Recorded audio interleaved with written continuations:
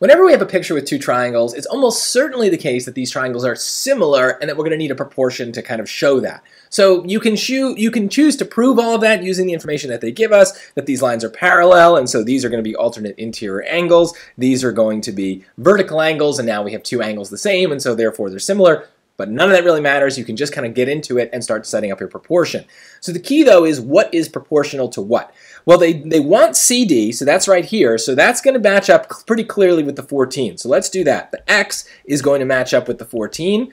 And then, well, the 2 is probably going to be involved because that's the only other side we get from that other small triangle. What matches with the 2, though? Is it the 10 or is it the 12? This is where knowing the angles might actually help you. The way that I think of it is basically what angle are we across from in each triangle. So in this one, we can see the 2 is across from this angle I haven't labeled yet, okay?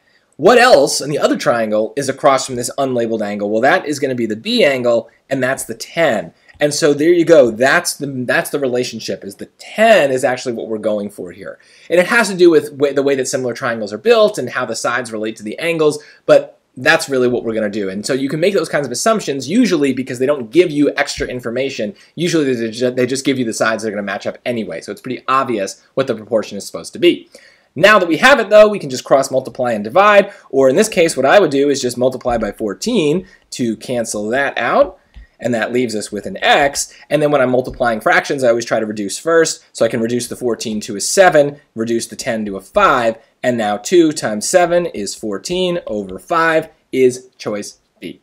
That's the whole thing. Look for these pictures. A lot of times you're going to be given two triangles, and when you are, you're almost certainly setting up a proportion.